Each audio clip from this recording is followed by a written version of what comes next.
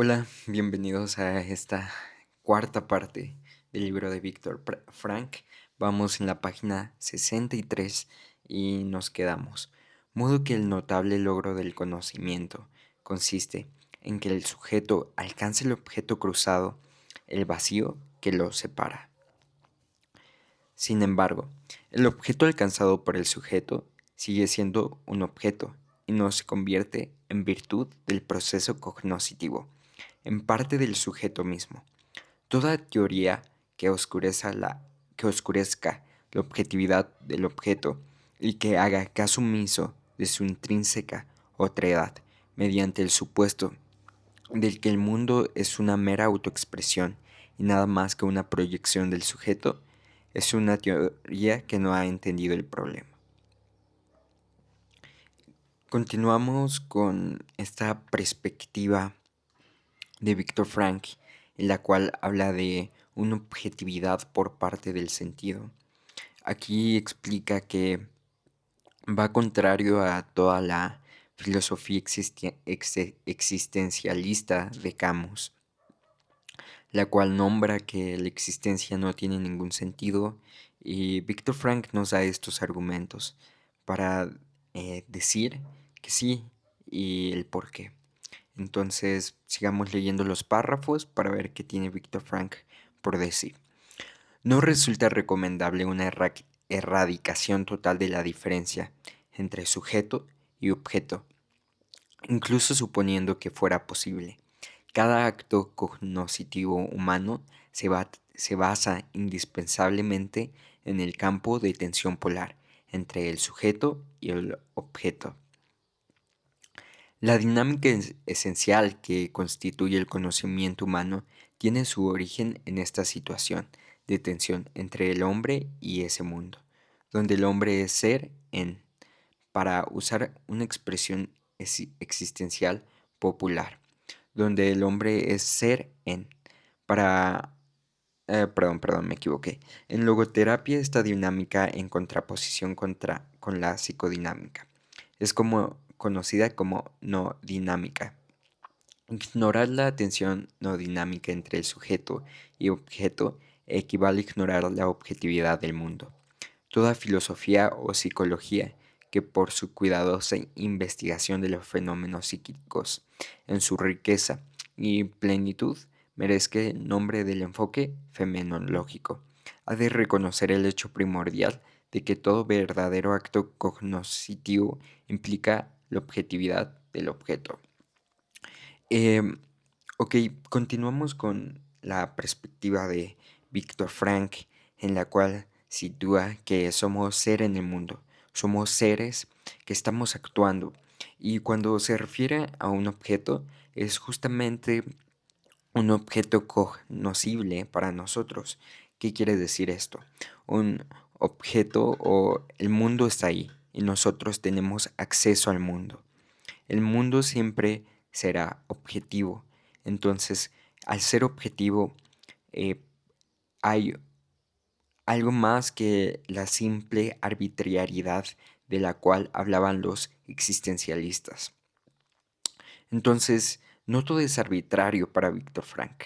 Hay una brecha entre lo arbitrario y lo que ya está dado. Hablar del mundo como si fuera un mero diseño del sujeto cognoscitivo, que es la autotrascendencia de la existencia hacia el mundo, en cuanto a la realidad objetiva.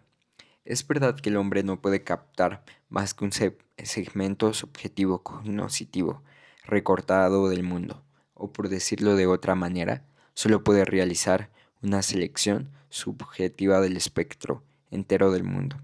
No obstante, siempre estará haciendo una selección subjetiva de un mundo objetivo. El punto de vista, no obstante, adoptado por algunos escritores existencialistas, diluye la objetividad del objeto. Podemos darle el nombre de caleidoscopio epistemológico. Cuando uno mira por un caleidoscopio no ve a través de él, sino que observa una cierta constelación de trocitos de vidrio de diferentes colores, que son parte del caleidoscopio. No se parece a esto la teoría epistemológica, de estos autores. Para ello, el hombre es un ser que en todos sus esfuerzos y actos cognitivos nunca alcanza el mundo real. De nuevo, ¿no? La separación que marca entre lo que podemos acceder, ¿no? Y, y pues para los existencialistas va muy alineado todo esto con el concepto de verdad.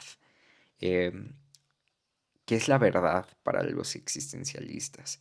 Aquí remarcan que muy posiblemente no tendríamos acceso a la verdad. Ah, ay, perdón, dejen acomodar la cámara.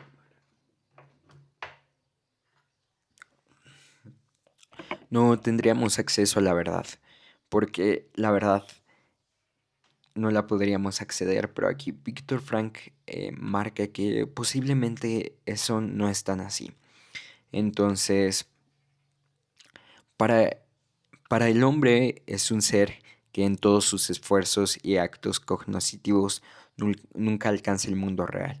El mundo del hombre no es más que un diseño suyo proyectado que refleja la estructura de su propio ser, igual como la observación mediante el calidoscopio que pende de cómo caen las pequeñas piezas de vidrio. Esta epistemología caldidoscópica presenta un proyecto del mundo, well formed world, en total dependencia del estar arrojado, un simple reflejo de su condición y estructuras subjetivas. ¿Hasta qué punto este subjetivismo no alcanza a entender el auténtico conocimiento humano? Se hace obvio tan pronto como recordamos la verdad fundamental de que solo en la medida en que una persona es capaz de ignorar y olvidarse de sí misma, es también capaz de reconocer todo cuanto hay en el mundo y es el propio del mundo. Esta parte es bastante importante porque aquí empieza a remarcar la autotrascendencia. Entonces, explica que voy a releer este párrafo para irlo analizando poco a poco y podamos desmenuzar lo que Víctor Frank nos dice. ¿Hasta qué punto de subjetivismo no alcanza a entender el auténtico conocimiento humano? Se hace obvio tan pronto como recordamos la verdad fundamental de que solo en la medida en que una persona es capaz de ignorarse y olvidarse de sí misma, está capaz de reconocer todo cuanto hay en el mundo y es propio del mundo. Ok, todo este párrafo lo voy a anotar. Como les digo, estoy haciendo mi tema de tesis y el principal concepto es la autotrascendencia. Entonces, al ser la autotrascendencia, pues aquí la define muy bien, ¿no? O por qué es importante. Pero, de nuevo, eh, ¿a qué se refiere que todo subjetivismo? De nuevo, si no podemos acceder al mundo, todo se vuelve subjetivo. Entonces, aquí Viktor Frank dice, no, el auténtico conocimiento del mundo se hace obvio tan pronto como recordamos la verdad fundamental, de que solo en la medida en que una persona es capaz de ignorarse y olvidarse de sí misma, está capaz también de reconocer cuando hay en el mundo y es propio del mundo. Aquí plantea que ese subjetivismo puede llegar a ser problemático cuando intentamos acceder a lo que hay en el mundo y es propio del mundo. Pero ¿a qué se refiere?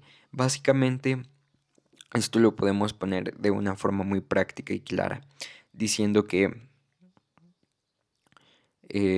cuando estamos conversando, ¿no? Muchas veces estamos en nuestra propia subjetividad, poniendo atención a nuestros malestares, nuestros problemas, y si no vemos más allá de la persona con la que estamos, será difícil acceder a ese conocimiento. Entonces, aquí lo remarca de una forma bastante clara. Y, y solo en la medida en la cual podemos dejar de prestarnos atención a nosotros mismos y ver afuera, es la forma en la cual podemos acceder a todo el conocimiento del mundo. No todo el conocimiento, pero al conocimiento del mundo. eh, solo si se aleja hacia la periférica de su atención, puede ella llegar a ser propiamente consciente de los objetos que están más allá de sí misma. Podemos ilustrar esto con el caso del ojo, que se ve a sí mismo o algo en sí mismo. Por ejemplo, un moche volante. Solamente cuando padece un defecto visual. Cuando más se ve el ojo, menos visibles le son el mundo y sus objetos. La capacidad de ver del ojo para ver depende de su incapacidad de verse. De nuevo, no, un ojo no se puede ver a sí mismo. Cierto, el conocimiento humano finito no puede liberarse de todos de los momentos subjetivos inherentes a su actividad.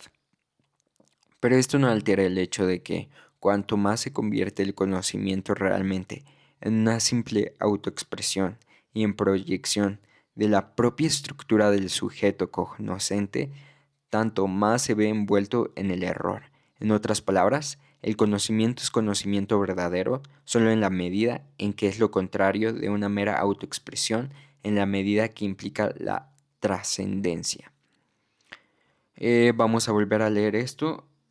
Si ven, Víctor Frank empieza como a desmenuzar todos sus conceptos en esta sección del libro. En la primera parte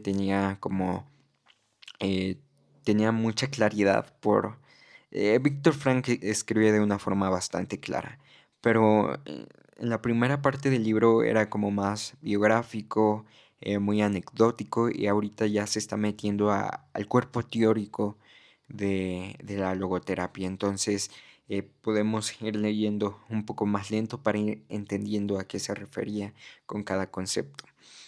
Cierto, el autoconocimiento humano finito no puede liberarse del todo de los momentos subjetivos inherentes a su actividad, pero esto no altera el hecho de que cuanto más se convierte el conocimiento realmente en simple autoexpresión y en proyección de la estructura del sujeto cognoscente, tanto más se ve envuelto en el error. En otras palabras, el conocimiento es conocimiento verdadero, solo en la medida en que es lo contrario de una mera autoexpresión, en la medida que implica la trascendencia. Básicamente aquí lo que nos quiere decir Víctor Frank es que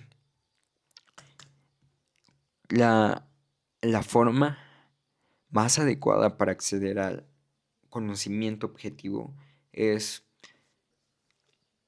acceder a él por medio de superarnos a nosotros mismos, de no describir al conocimiento eh, con nuestras propias palabras. Se vuelve muy abstracto, voy a tratar de ponerlo de forma más tangible, pero es justamente olvidarnos de nosotros mismos para ver lo que realmente está pasando, olvidar nuestros prejuicios, ideas, criterios, para ver lo que realmente está pasando. Es como un choque con la realidad. Y muchas veces la realidad no se apega a nuestro pensamiento. Nuestro pensamiento es muy limitado y la realidad él la plantea que es objetiva. Una realidad objetiva que nos puede golpear muy fuerte. Parece en conclusión que estas teorías del hombre que se basan en la reducción de su tensión, como en la teoría de la homeostasis o la realización del mayor número de posibilidades como en la autoactualización, si se les sopesa, se les encuentra deficiente. Es una opinión del autor, perdón, que solo puede formularse una perspectiva adecuada del hombre. Va más allá de la homeostasis, más allá de la autoactualización. Esa esfera de la existencia humana en la que el hombre decide lo que quiere hacer y lo que quiere ser de un modo objetivo de sentidos y valores. Critica la autoactualización, la homeostasis, no busca nada más placer, no busca nada más mejorar para sí mismo, sino el hombre puede superarse a sí mismo y buscar lo que hay más allá, fuera de sí. Y llegamos al quinto capítulo, logoterapia y existencia.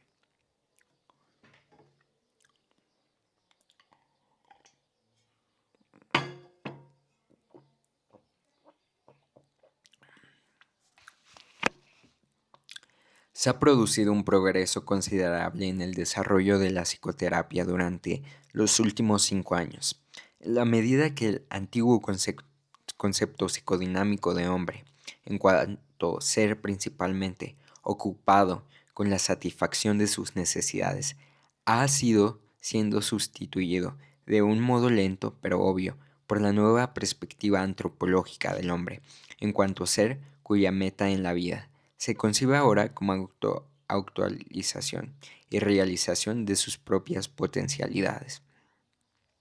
Ok, aquí hay esta justo superación. No, no me gusta llamarlo superación, pero un nuevo cambio en el paradigma del pensamiento de lo que se llevaba viendo en la psicología. Primero pasar de una perspectiva psicoanalítica, después hubo este auge por el humanismo y justamente se encuentra en estas circunstancias. Creo que si no me equivoco, aquí todavía en estas fechas que está escribiendo El hombre en busca del sentido, todavía no tenía auge el conductismo.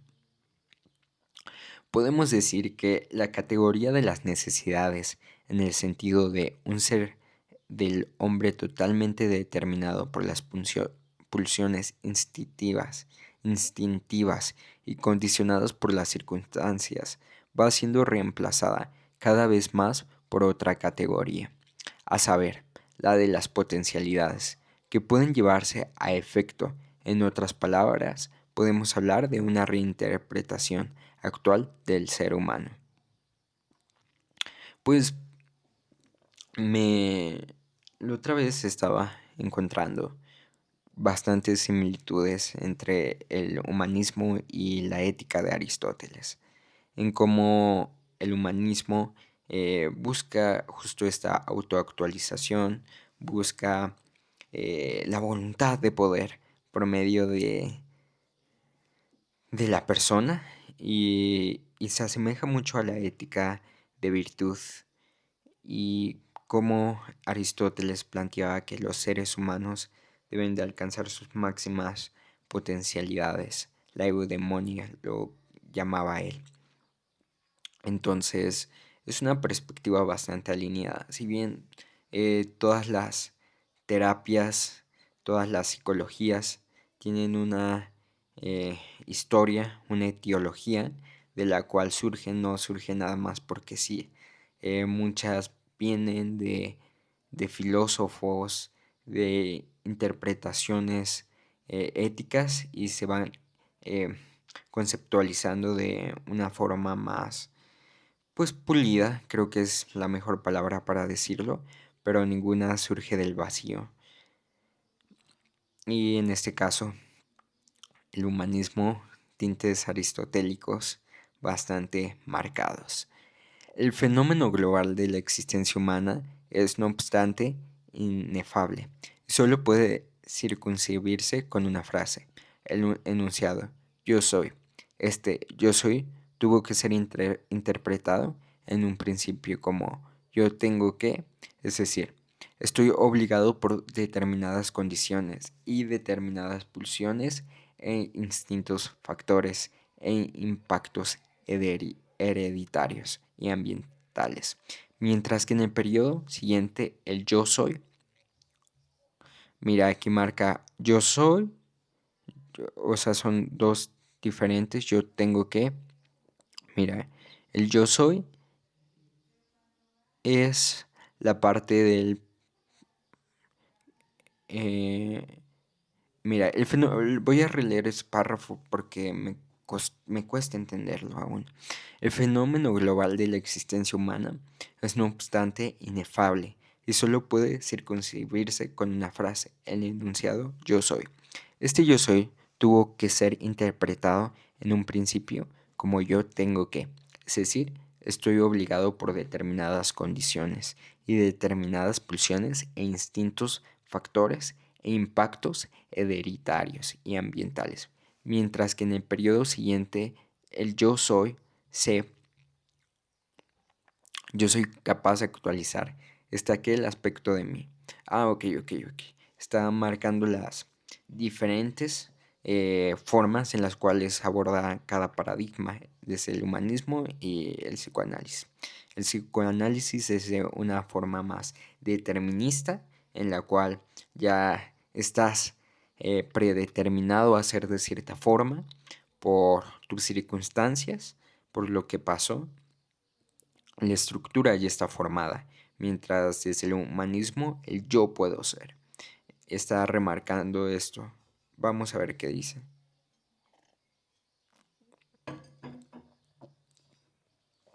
Falta no obstante todavía un tercer concepto. Pues si queremos obtener una visión adecuada de la realidad humana en todas sus dimensiones, debemos ir más allá de las necesidades y de las posibilidades y traer a colación, además de los aspectos de tengo que y puedo, de fenómeno yo soy. Total, esa dimensión a la que antes me he referido del yo, debo, pero lo que yo debo hacer es realizar en cada caso el sentido concreto que me interpela en cada situación de mi vida.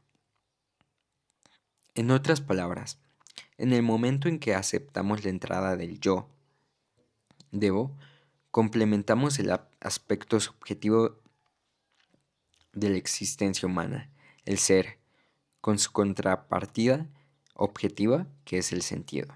Ok, aquí entonces lo que él está integrando es el deber ser, ¿no? Eh, Se me asemeja demasiado todo este pensamiento de Frank bastante al pensamiento de Kant y la ética del deber. No sé si eh, Frank haya leído o se basó en Kant, pero se asemeja demasiado en cómo hay un deber en la existencia humana y este deber antecede ante cualquier circunstancia o cualquier acto. Tú siempre puedes anteponerte a las situaciones y responderle a la vida. Así lo marcaba él. Solo después de haberlo hecho así se justifica el rasgo actual, de poner el acento en la autoactualización. Si ésta se convierte en un fin en sí misma y se busca con el objetivo de una intención primaria, entonces no se consigue. En ese intento de conseguirlo directamente se irá a pique aquello que solo se produce como efecto secundario, pues solo en la medida en que el hombre ha llevado a efecto el sentido concreto de su existencia personal, podría también conseguir la plena realización de sí mismo. Voy a releer esta parte. En este intento de conseguirlo directamente, se irá a pique aquello que solo se produce como efecto secundario, pues solo en la medida en que el hombre ha llevado a efecto el sentido concreto de su existencia personal, podría también conseguir la plena realización de sí mismo. Pues de nuevo marca demasiado la responsabilidad de la persona de ejecutarlo de una forma adecuada. Pero, no sé, antes estaba muy de acuerdo con Víctor Frank en su ética, en que debías anteponerte, pero muchas veces este deber del ser se encuentra limitado por demasiadas cosas y por más que el individuo se levante en espíritu, luche contra todas sus circunstancias, batalle, por más, a veces eso no basta, las circunstancias te terminan matando y creo que es una perspectiva un poco pesimista, pero al mismo tiempo liberadora. Aceptar ciertos hechos puede ser liberador.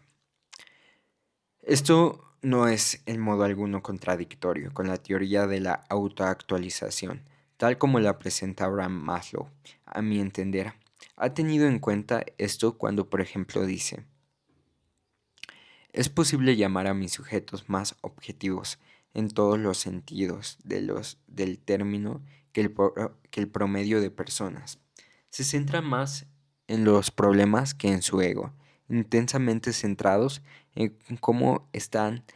eh, perdón.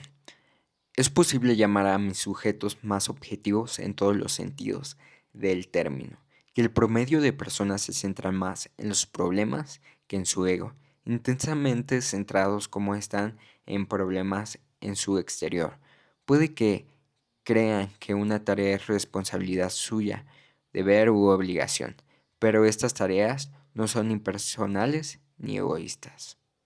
Creo que aquí está citando a Maslow, ¿no? O porque se, se alinea a su teoría, pero vamos a seguir leyendo.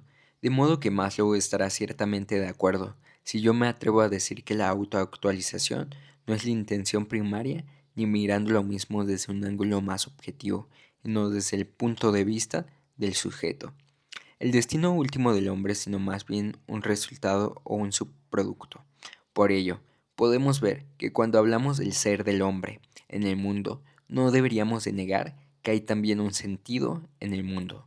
Solo cuando hemos tomado este sentido completamente en cuenta, hemos complementado el aspecto subjetivo de la existencia humana con su correlato objetivo.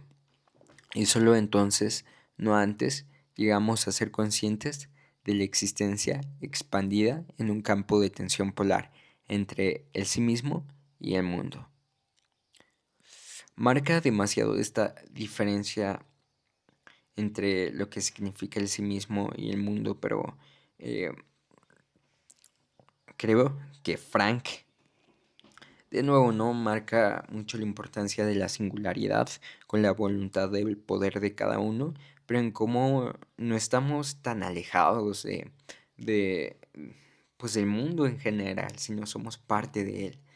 Somos uno mismo, aunque suene de una forma bastante hippie, como lo describía Spinoza. Somos parte de las montañas, así como las montañas forman parte de nosotros. Y somos parte de todo el movimiento que existe en el mundo. Ningún concepto del mundo es entonces adecuado si es entendido en términos de simple proyección o autoexpresión.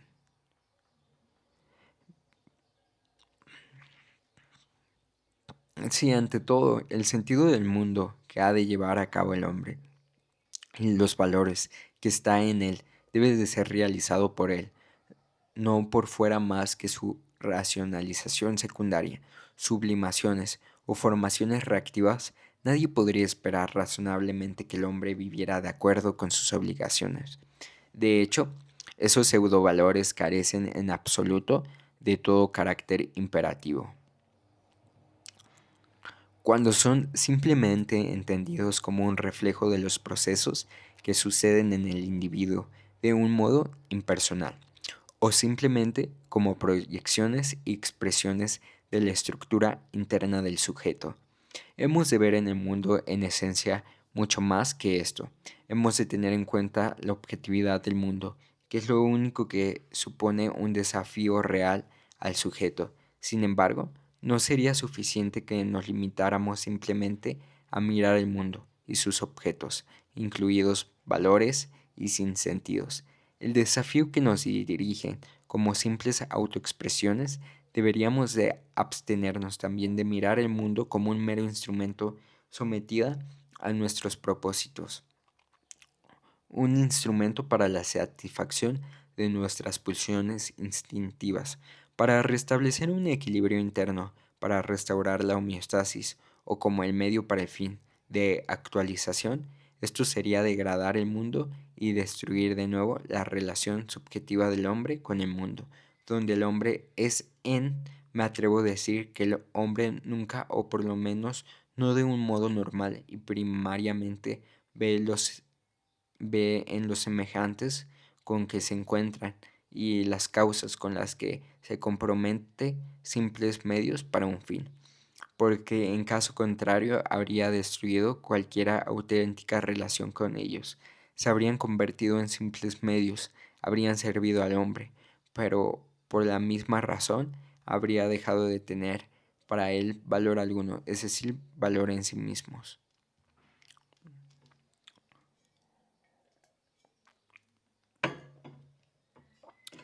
Me encanta cómo Frank desmenuza cada concepto de las diferentes teorías y los ataca literal, analiza las perspectivas, los detalles que tienen, los desmenuza y los mira muy a detalle.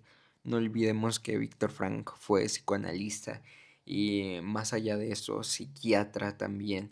Es, estos autores son personas que que pueden ver más allá de los conceptos y creo que es muy fácil criticar la teoría, pero proponer algo distinto es lo que admiro mucho de estos autores, de cualquier teoría, desde Freud, desde Skinner, desde Rogers, y proponer un paradigma, unos lentes para ver el mundo es algo sumamente complejo y, sí, es sumamente complejo y creo que hay mucha crítica hacia el eclecticismo y en cómo eh, una teoría no se pueden ayudar mutuamente, en lo cual estoy muy de acuerdo, ¿no? Porque son incompatibles en muchos escenarios y se refutan a sí mismas.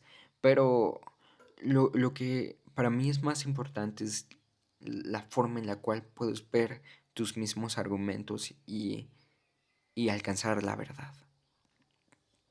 Qué verdad, ¿no?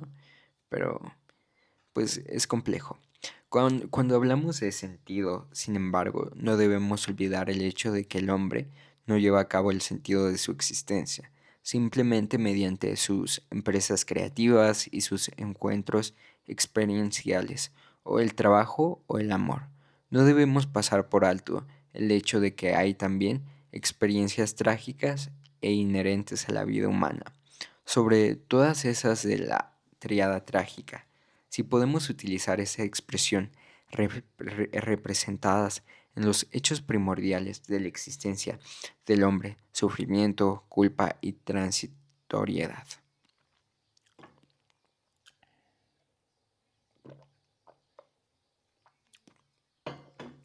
Evidentemente podemos cerrar los ojos ante estos existenciales.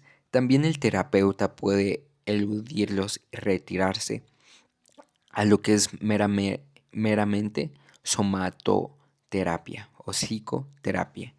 Este sería el caso, por ejemplo, si el terapeuta intentara eliminar el temor del paciente a morir tranquilizándolo o a eliminar mediante el análisis de sus sentimientos de culpa, pero con especial referencia al sufrimiento. Diré que los pacientes nunca desesperan realmente por una causa de sufrimiento en sí mismo. Más bien, su desespero proviene en cada caso de la duda acerca de si tiene sentido sufrir. El hombre está dispuesto y quiere el hombre está dispuesto y quiere soportar un sufrimiento solo, si en la medida en que es capaz de verle sentido.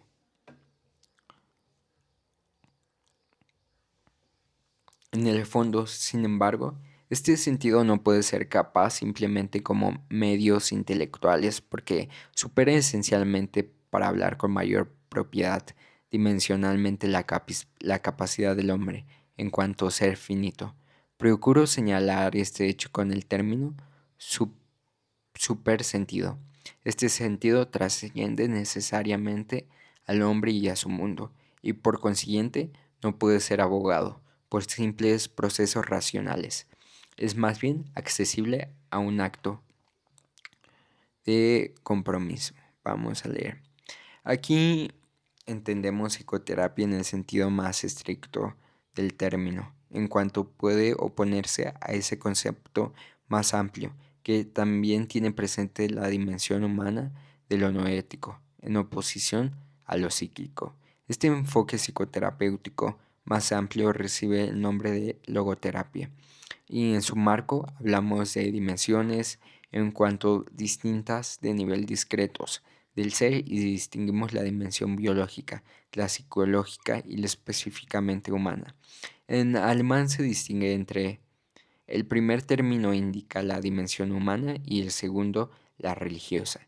En inglés, en cambio, solo tenemos el término espiritual, con sus connotaciones religiosas, por lo que la logoterapia, al ser un planteamiento esencialmente secular, ha acuñado el término noológico, que aplica esta dimensión.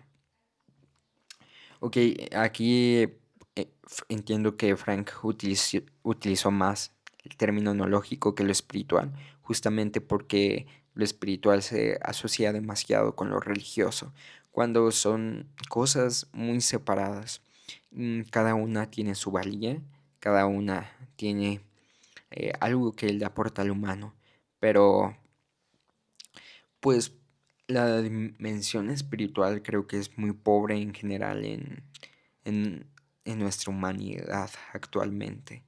Y no hablo de términos religiosos, sino justamente de la dimensión no lógica que remarcaba Frank. Hace falta demasiado esto, el sentido del ser, de la existencia. En la vida humana vivimos tan ensimismados, tan enfocados en una productividad, que se nos olvida porque hacemos lo que hacemos.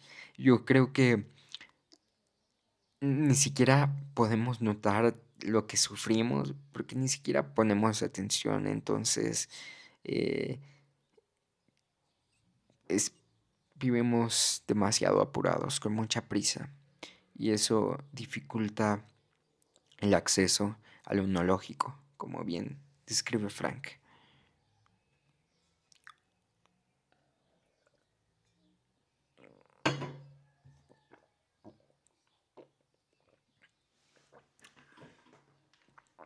Compromiso que sale de lo profundo y del centro de la personalidad humana, enraizado así en su existencia total. Tenemos que avenorzarlas, no con un proceso intelectual o racional, sino con un acto absolutamente existencial, que quizás pueda ser descrito por lo que denomina confianza básica en el ser. Conscientes ahora de que el sentido del ser o el logos de la existencia trasciende esencialmente la mera intelectualidad del hombre, entendemos que la logoterapia está tan lejos de ser un proceso de razonamientos lógicos como de ser simplemente una exhortación moral. Ante todo, una psicoterapeuta incluida también en en el logoterapeuta no es ni un maestro, ni un predicador, ni ha de compararse, digamos, a un pintor. Aquí de nuevo con una crítica sutil al texto de que es el psicoanálisis de Freud. Algo así, no, ya, es Amor de transferencia de Freud, en la cual establece que el psicoanalista es como un pintor que va uniendo los lienzos de cada paciente, que va reconstruyendo el arte. Me parece sutil esto. Con esto quiero decir que nunca incumbe al terapeuta comunicar al paciente un cuadro del mundo tal como lo ve el terapeuta. Más bien, el terapeuta debería capacitar al paciente a ver el mundo tal como es.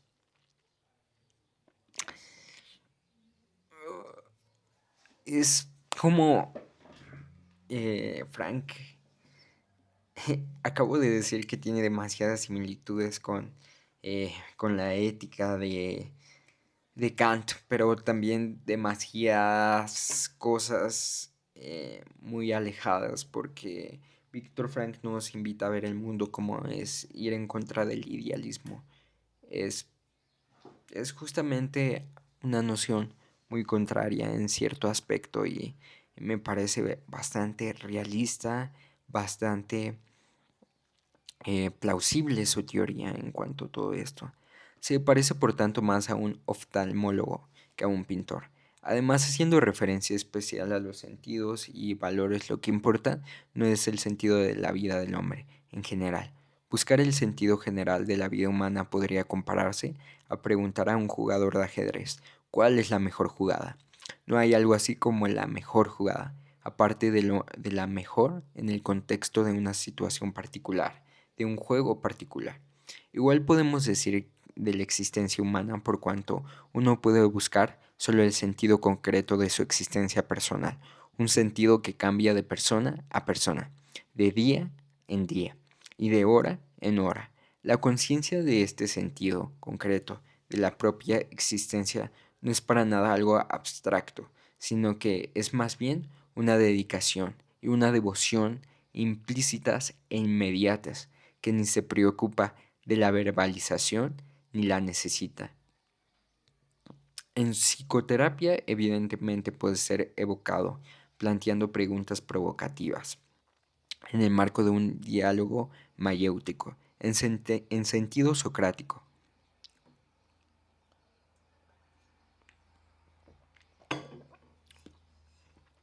Lo que sale entonces a la luz es las preguntas últimas sobre la existencia humana. Afloran en los labios de todo hombre y que estas preguntas interpelan constantemente al psicoterapeuta, pero no es necesario entrar en complicados debates con los pacientes. El logos es más profundo que la lógica. Se parece bastante a lo que establecería la teoría cognitivo-conductual utilizando esta perspectiva o esta técnica mayéutica en la cual llevas al paciente am, hacia, en términos cognitivos conductuales, sería más como a confrontarlo bajo sus distorsiones cognitivas y, y ver el mundo con mayor claridad. Se parece bastante a la perspectiva de Víctor Frank. Sí, les digo que casi todo proviene de Aristóteles, Platón y Sócrates, estas personas gigantescas. Y, de aquí proviene mucho de las éticas que todas estas terapias han propuesto. Y claro que hay innovación, claro que hay, eh, claro que se pulen demasiado los conceptos, se categorizan, se cambian, pero la esencia más pura se encuentra en ellos. No digo que de todo, pero de muchas cosas.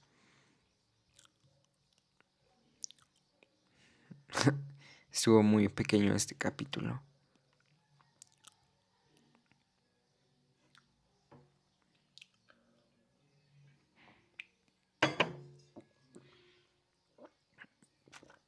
Dinámicas y valores.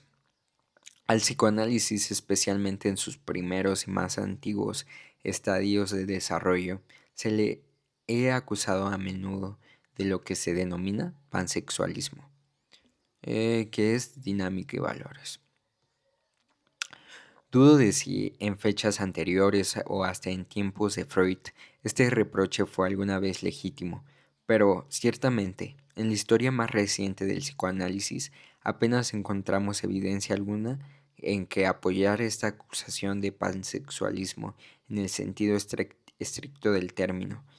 De nuevo, Freud utilizaba mucho la sexualidad y cuando estás externo al psicoanálisis o cuando no conoces bien la teoría, creo que es muy fácil eh, confundir distintos términos, confundir el término de la madre, el padre, cuando realmente Freud no se refería a los mismos conceptos que utilizamos con cotidianidad, ¿no? De aquí viene mucho la teoría de los juegos del lenguaje de Wittgenstein y cómo podemos confundir.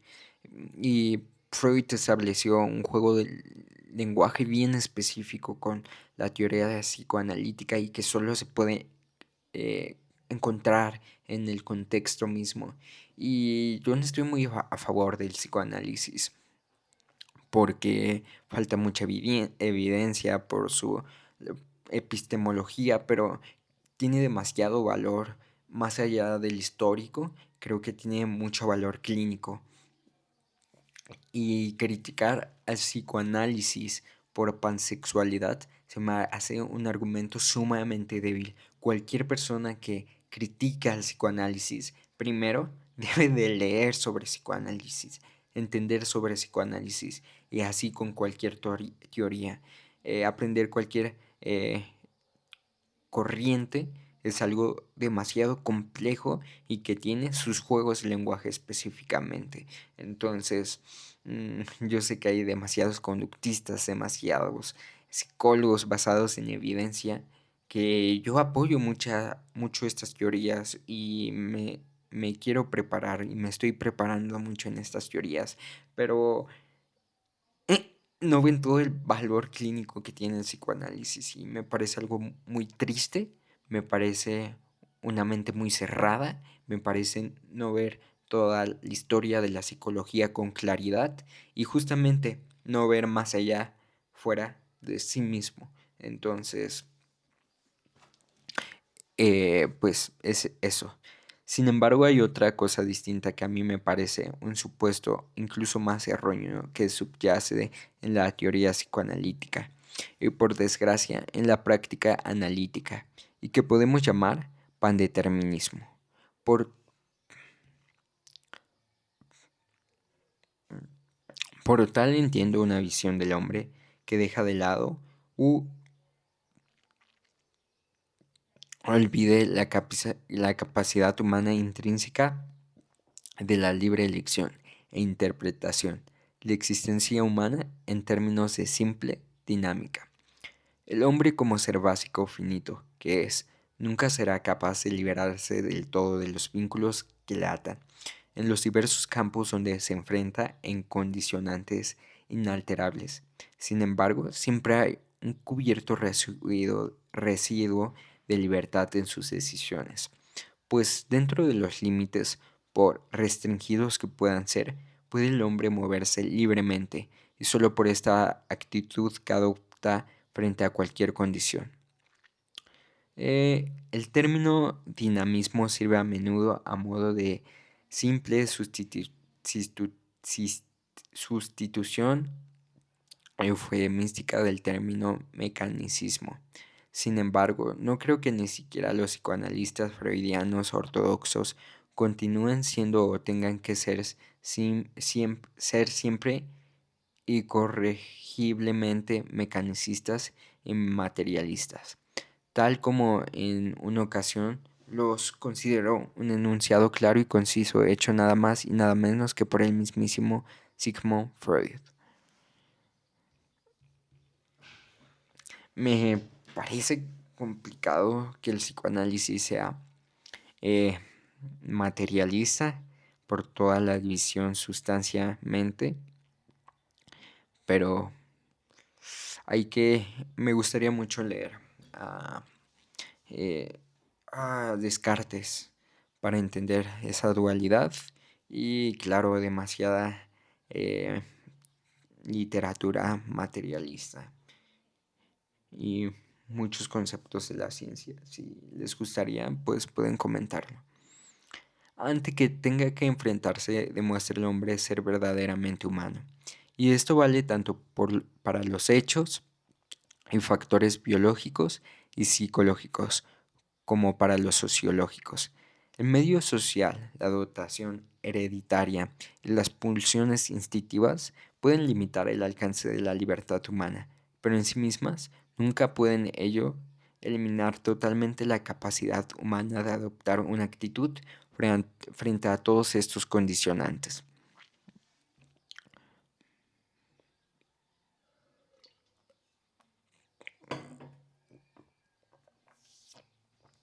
Permíteme ilustrar esto como un ejemplo concreto. Hace unos meses estaba hablando con un famoso psicoanalista americano en un café de Viena, como era una mañana de domingo, y hacía un tiempo magnífico lo invité a acompañarme a una escalada de montaña, pero él rehusó tenazmente, señalando que su profunda aversión a subir montañas se debía a precoz experiencias infantiles. Siendo un niño, su padre le obligaba a acompañarlo a caminatas de larga duración, y de pronto comenzó a odiar esta clase de excursiones, de modo que intentaba explicar su proceso infantil de condicionamiento, que le impedía compartir con entusiasmo escalar empinadas paredes roscosas. Ahora me toca a mí confesarme, le dije, y comencé a explicarle que también mi padre me obligaba a acompañarle en sus excursiones de fin de semana, y que llegué a odiarlas por fatigosas y aburridas, pero pese a todo, llegué a ser guía de escalada en un club alpino. Que algunas circunstancias internas o externas influyan o no en un individuo concreto, o que su influencia tome una dirección u otra, depende únicamente de la libre elección del individuo. Los condicionamientos no determinan, sino que yo decido si me someto a ellos o los No, no siempre, no siempre. Aquí hay condicionamientos biológicos, hay condicionamientos hay condicionamientos que todavía no alcanzamos a entender. Una persona con ansiedad social experimenta eh, demasiados cambios fisiológicos, y estoy seguro mm, de que la ciencia, o por lo menos nuestro entendimiento del cuerpo como lo tenemos actualmente, con los estudios YAIWAS que analizan genéticamente, hay personas que ya tienen demasiada predisposición, y yo sé que correlación o que hay una disposición no significa que no puedas ejercer tu voluntad, pero lo hace sumamente complejo, y creo que someter a una persona a que todos estos desafíos eh, no representen nada, y que siempre puedas ejercer tu voluntad, me parece algo bastante soberbio. No hay nada conocible que pueda condicionar del todo a un hombre, es decir, sin dejarle la más mínima libertad. El hombre nunca está plenamente condicionado en el sentido de estar determinado por hechos o fuerzas.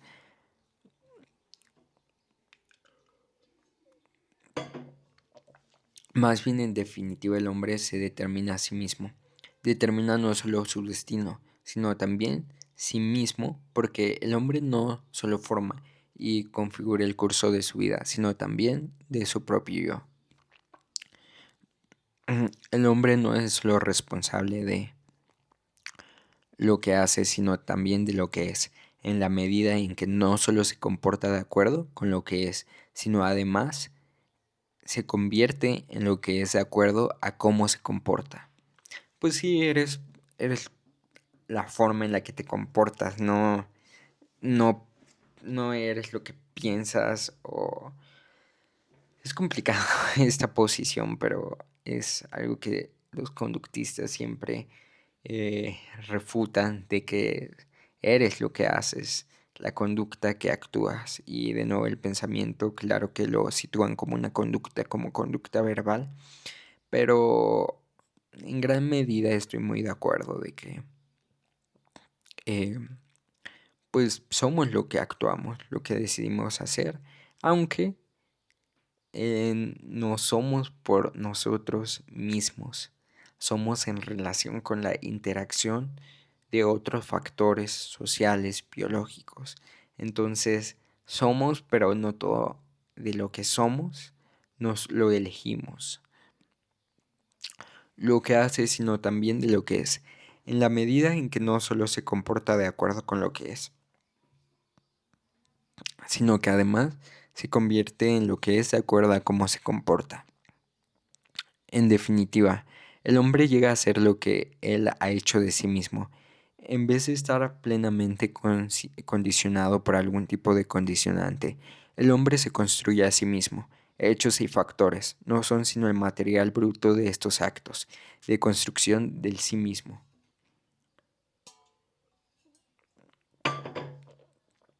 Y una cadena interrumpida de actos de esta índole son las herramientas, los medios para el fin que el hombre mismo determina.